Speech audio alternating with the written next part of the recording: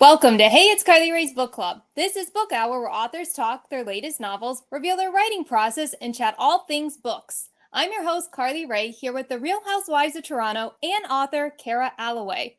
Welcome, Kara. I'm excited to have you. Tell us where you're joining us from. Hi, Carly Ray. Thank you for having me. I am joining you from Toronto, Canada. And is it snowing or sunny?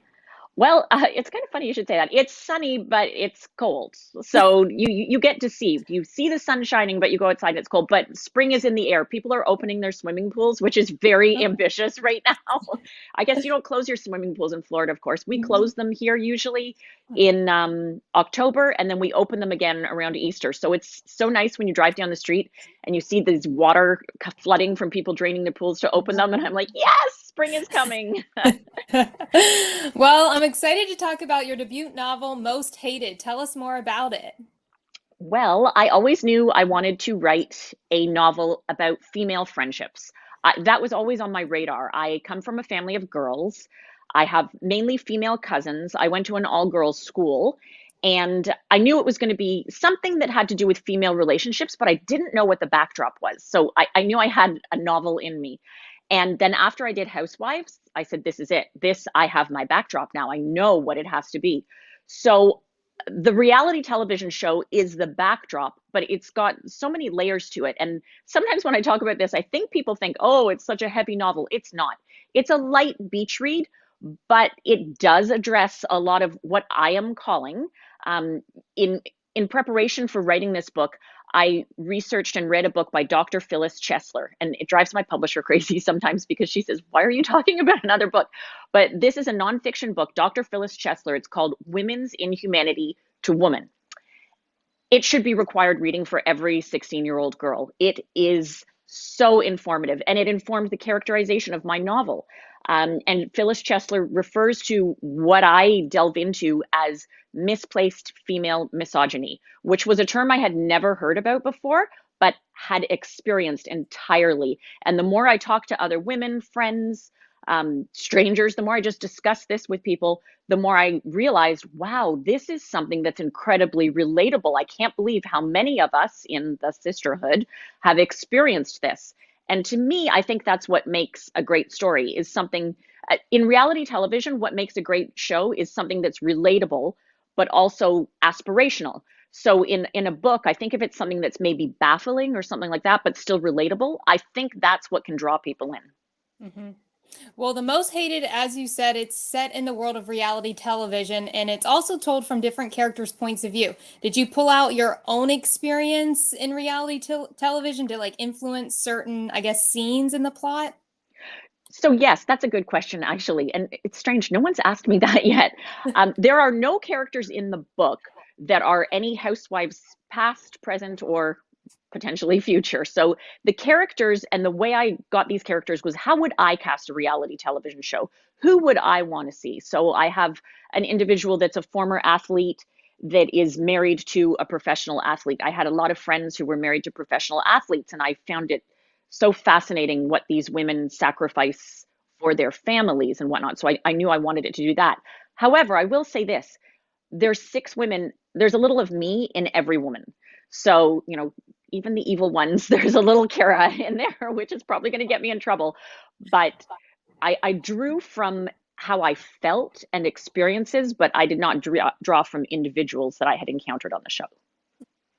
Now, the character, as I said, follows three different but also similar characters. Did you have a favorite character to craft out of all of them? 100%. My favorite character of all was Dahlia, who is really the most like me. And I even say in the book, because this was so important to me when I was doing the show, there was many times I felt like the Jim Halpert character from The Office. Remember Jim on The Office and how he always does that? He'll have a conversation, then he turns and looks at the camera and is like, are you seeing this? So many times when I was filming Toronto Housewives, I felt that way. So Dahlia is sort of thrown into this. She thinks it's something that's going to give her a spotlight of her own. And she's sort of, been in the shadow of her husband a lot. And she was completely unprepared, even though she had been a professional athlete herself and she was used to a little limelight, which was similar to me. I had friends that were on other franchise of the Housewives. I'd been around when they were filming. I'd talked to them on the phone. I knew I was prepared for the anxiety. I was prepared for, There's a lot of anxiety when you're going in to film a scene. Even I compare it to a boxing match because they keep you apart from the individual you're doing the scene with. You're both mic'd up, so the adrenaline starts to rush, and you're thinking, okay, now we have to do a scene. They give you the parameters of the scene. So you might be at a restaurant, and they'll say, okay, the two of you are going to go to this restaurant, and by the end of this scene, she is going to invite you to this dinner party. Go. And then you sort of go in, and it's like emotional gladiator warfare because you don't know. And sometimes the producer will say, just before you do the scene, and don't worry, the stuff she's been saying to the other ladies, don't even think about that. And you're like, what? Wait, what was she saying? So yeah. So they try to amp up the drama. The drama is amped up. So I really, while I thought I was so prepared for it, I was not prepared for it. I don't know if anyone could ever really be prepared for it. And I think that's what makes good, authentic reality television for people to watch. I also produce reality television. So after Toronto Housewives, I went on to produce a show, and it was interesting being on the other side of the camera because my participants were coming to me going, Kara, are you trying to sell us down the river? Like, what's going on? So I had to say, no, trust me. I know what I'm doing here. I'm not selling you down the river. Well, what was the most difficult part of crafting the most hated? Was it having to maybe go back and experience some of that stuff, or was it the actual writing? I can tell you're a writer because 100% it was. There would be some days my family would say, like, what is up with mom? Why is she like this? And like, you're in such a dark space. But returning to some of the emotions and feelings and many of the frustrations that I experienced while filming, returning there and writing it, and you have to get in the weeds, especially when you're writing other people's point of view and whatnot, so you kind of go down that spiral. And yeah, that was an incredibly challenging part for my mental psyche, and I got better at it, and I would be able to go in there, dwell in there a little bit, and then shake it off and come out and say, okay, that's it for today. Enough. Well, what inspired the title? Have you ever been most hated? So the title actually ended up coming from my youngest son. I was, throwing back and forth a lot of titles, thinking, what was it going to be? I had a couple that were, on the perimeter, and he said to me, "Mom, you were literally the most hated. Why would you not call your book Most Hated?" Interestingly enough, right after my show came out, a Toronto journalist did an article in the newspaper here and said, Kara Alloway, Toronto's most loved and hated housewife.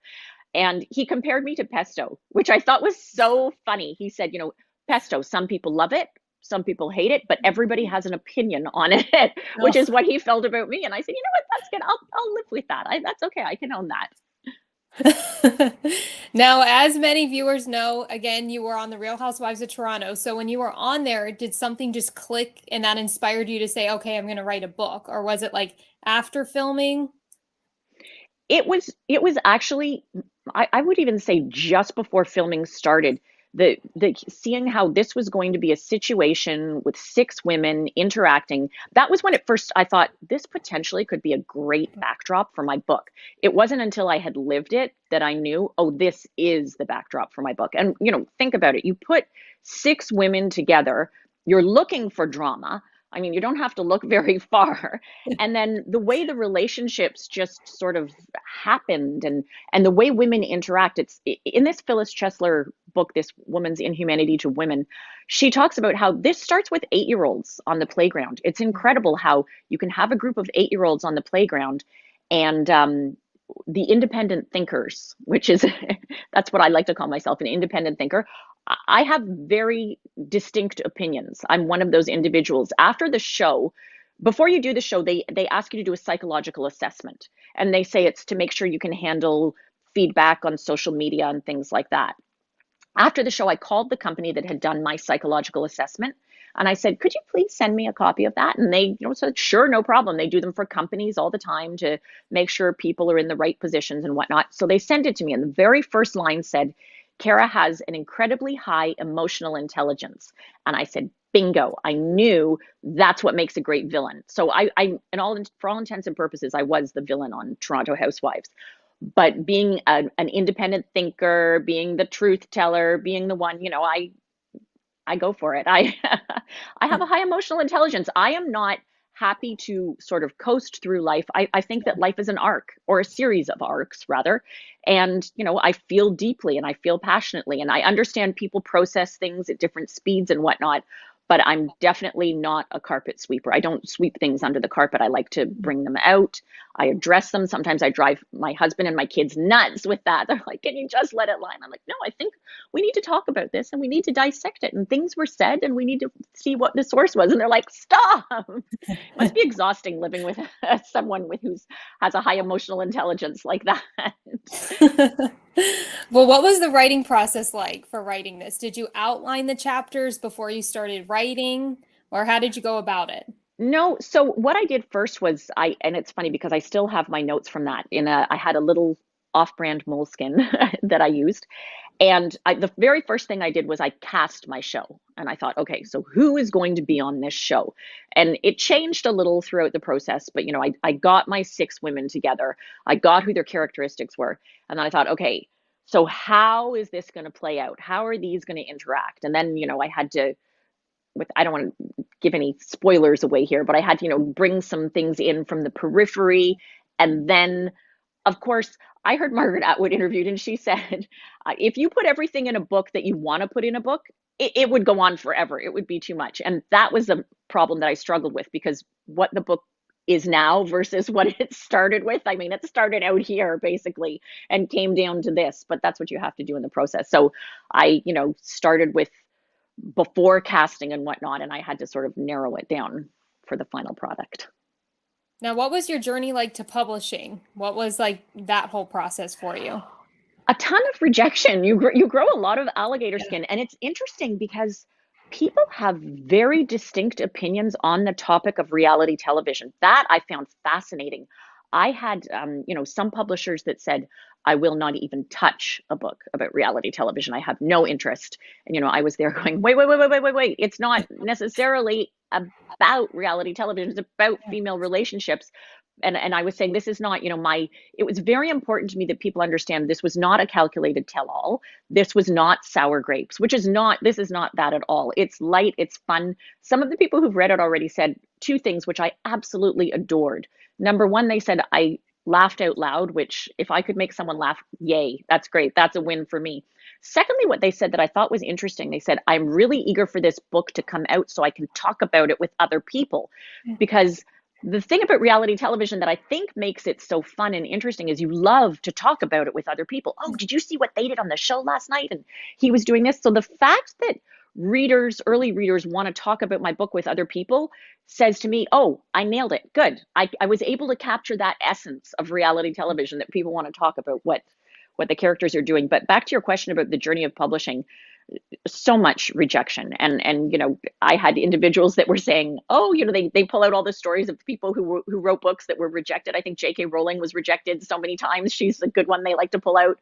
They pulled out all the, don't worry, hang in there. And I have to tell you, there were days when I was like, okay, well, maybe at the end of the day, this is just therapy. Maybe I just wrote it and it's just so I could say I wrote my novel. And actually I was okay with that.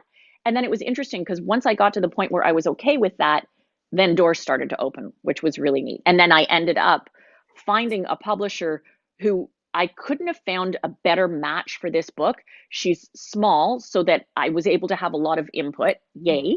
And she's a female with a female-owned publishing house dedicated to telling female stories. So that was the perfect place for Most Hated, and the perfect place for me to find Yeah. home. Well, what are you most excited for readers to read in Most Hated? Oh, the end. That would be good. I love getting reviews and I love seeing the feedback. So far, they've all been great. I had one bad review. Someone said, "Oh, this book is not for me." But again, I've grown the alligator skin, and I understand that because I'm sure you've experienced this too. Sometimes you read a book and it just doesn't resonate with you. And actually, that's happened to me. And then I've revisited the book years later because it, gets a place on my shelf. Not for me. And I've revisited it and I've gone, oh, you know what? Maybe I just wasn't in the right state right then in whatever my journey was. So I'm excited for at the end of the day, I'm excited to get the feedback from readers when they see the end and to have them say, oh, well, this is what I think. So you have to read the book to see what the sort of final moment is. but I think it will get a lot of people talking. I hope it does. Now, can readers expect book 2? Yes, I've already started actually. Yes, Oh. and book 2 is a prequel, which is kind of fun. But again, it's something that I always had in the back of my head, and I was thinking, oh, maybe I should write about that. And then afterwards I said, oh no, this has got to happen. Mind you, I will say this. I'm not like you, Carly Rae. I'm no spring chicken. So someone said to me the other day, when can we expect book 2? And I said, well, it took me 50 years to write this one, so I'll get back to you, okay? It's not going to be next week, I promise. Well, is there anything else you want to add? What else would I like to add? Please pre-order my book. It's so funny. Before I was an author, I have to say, I never understood the importance of pre-orders. And now being an author, pre-orders in this business are everything. They control a lot of the algorithms that determine how the sales of your book are actually going to go. And I've had friends say to me, oh, I'm not pre-ordering it. I'm waiting for it to come out. I'm like, no, no, no, please pre-order. And it's funny, Jenna Bush Hager is doing a lot of talking about the importance of pre-orders, which is so appreciated as an author. So please pre-order my book. But also at the same time, I'd like to say, after you read my book, after it comes out May 30th and you read it, get in touch with me. Let me know what you think. I'm at karaalloway.com, and I would love to hear, what did you think about it? As a storyteller, and I'm sure you can relate to this, I love to hear people's stories, but I also like to hear that feedback, good or bad. I like to know what resonated with you, what didn't resonate with you, what you like about it. It's always, that's what I find so interesting. Yeah. Well, you heard Kara. Go check out her debut novel, Most Hated, and pre-order it. Thank you all so much for joining me on this episode of Book Hour. Tune in next week for an all-new episode. In the meantime, you can stay up to date on all things Hey, It's Carly Rae on social media, Hey, It's Carly Rae, or HeyitsCarlyRae.com.